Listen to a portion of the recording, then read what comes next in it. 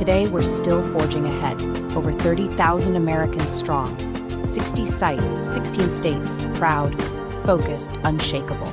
With 20 billion committed to UF's innovation and raw steel made right here at home, we power the hands that feed, build, and move this country forward.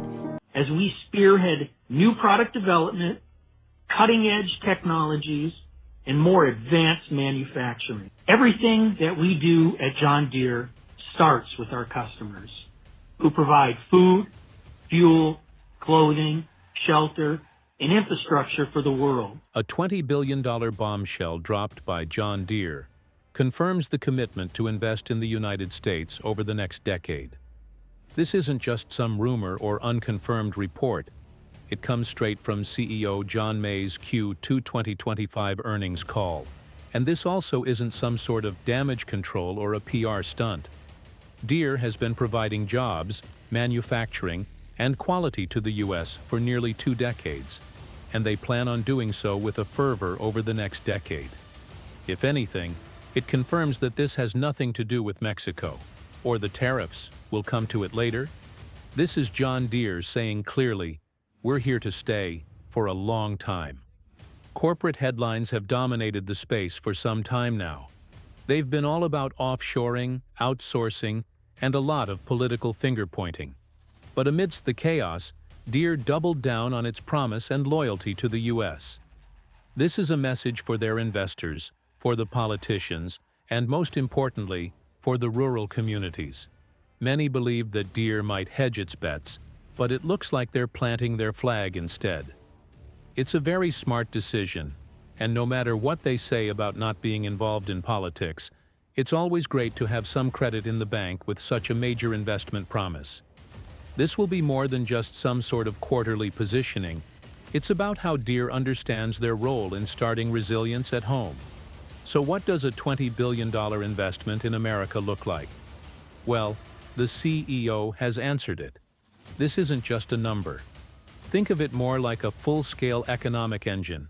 And for a company like John Deere, they know exactly what they're doing.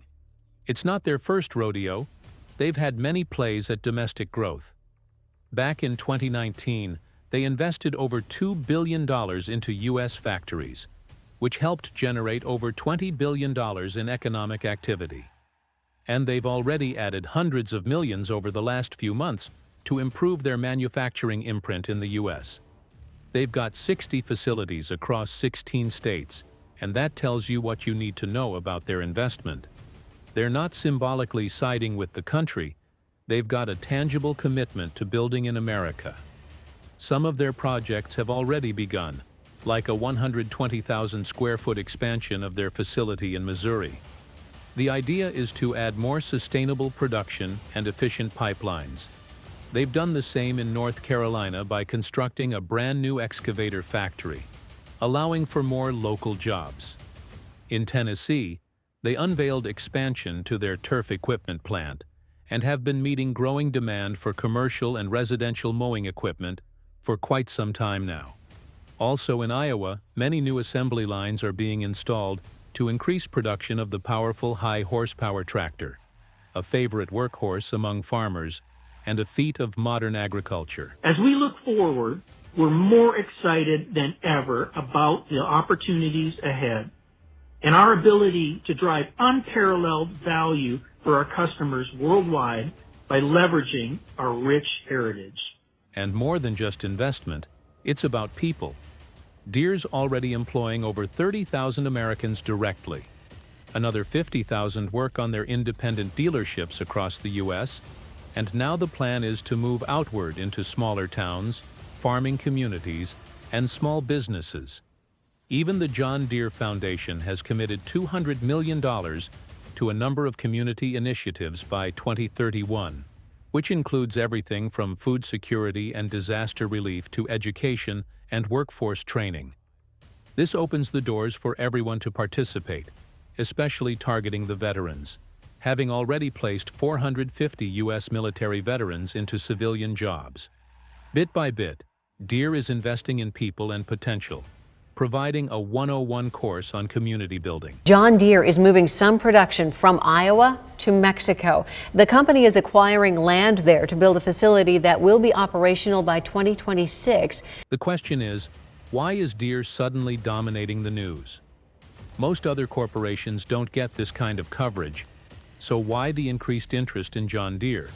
Well, to answer your question, it's obviously because of their plan to move some production from Iowa to Mexico. It was reported in late 2024 that JD was relocating part of its compact equipment production to a new $55 million facility in Mexico. The move wasn't surprising. It wasn't even massive in scale to affect any American production, but politically this move hit a nerve. Deere maintained they never planned on abandoning the U.S., and that the move to Mexico was all about logistics and labor flexibility, as well as maximizing the potential of fast-growing markets in Latin America. But no one, especially not the Republicans, believed them. Now, even though this move was on the cards for years, the timing definitely couldn't be ignored. Whether by coincidence or by strategic calibration, this was a problem because it came right during Trump's campaign of bringing money and businesses back to the U.S.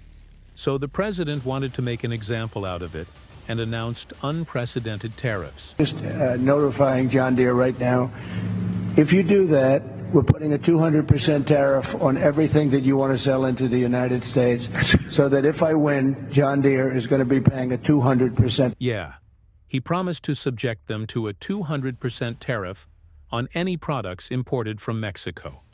It was the perfect fuel to get the people to vote for him in a dwindling economy, especially with the Democrats putting their efforts into other matters. Trump quickly understood the pulse of the nation and framed this move by Deere as a betrayal of American workers. He talked about how it was nothing but a slap in the face for workers who had trusted the company for so many years, and he wasn't going to stand for it. The two-time U.S. president explained how imposing tariffs would help in protecting U.S. jobs, and it would encourage Deere to maybe change their plans of moving to Mexico and stay in the U.S. The idea was to get more support from the farmers, and the message resonated with his target audience. A spokesperson for the company said only 4% of U.S. sales from their products are made in Mexico, and Deere has had a presence in Mexico since 1952. The company goes on to say that more than 75% of all sales in the U.S. are from U.S.-based manufacturing. The company responded immediately to Trump's criticism. They explained how the decision to move to Mexico wasn't something new, and it had been in the works for many years. In fact, their presence in Mexico has been going on for more than 7 decades, and it has nothing to do with depriving Americans of jobs. Then they backed it up with a $20 billion investment plan in the U.S., which is simply great optics. Today's economy is all about perception. That's what ultimately drives policies, and Deere's done well to ensure their side of the story is heard. Not just with bold words, but with real dollars, real jobs, and real factories. In fact, it has only done significant damage to Trump's presidency and has the potential to backfire big time. You see, it puts the president in a political bind, especially with the farmers and the agricultural industry. His proposed tariffs may sound tough, but in practice, the only people paying for those tariffs will be the small to mid-size farms in the U.S. relying heavily on affordable John Deere machinery. Of course, they could opt for alternatives like Mahindra, but that pretty much defeats the purpose of buying and selling American, doesn't it? Just like that, with one announcement, Deere has completely flipped the script and the narrative.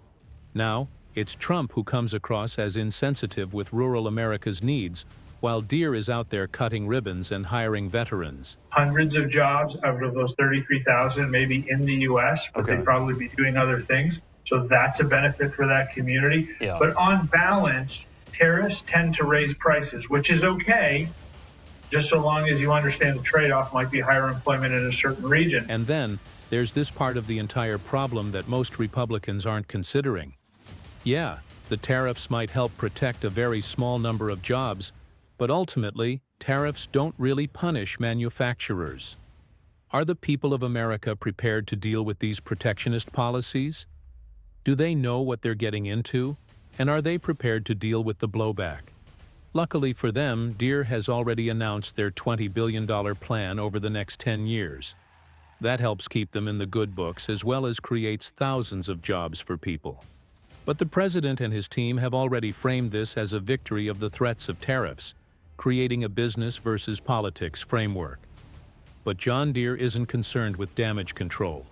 They've been around since 1837, and they plan to be around for another 200 years at least.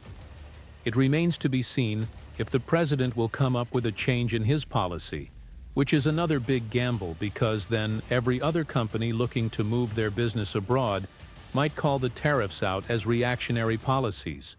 Or does Trump still levy those tariffs on John Deere, knowing the company has some fantastic PR with their recent announcement? We're honored to have served them for nearly 200 years, and we will continue to do so for the next 200. Framing isn't only a tool used by politicians. Even John May, the CEO of John Deere, used it perfectly in his earnings call at the end of Q2 in 2025. He explained how the customers are the most important part of a successful business, especially when the customers are the farmers, and the business is John Deere. This was a superb way of gaining positive PR from the agricultural businesses, and with this comment, he put the ball back in the president's court.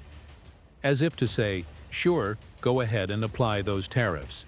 Because if those tariffs are implemented, the price hike goes to people like the farmer in Nebraska in need of a new loader, or the contractor in Georgia trying to stay on budget.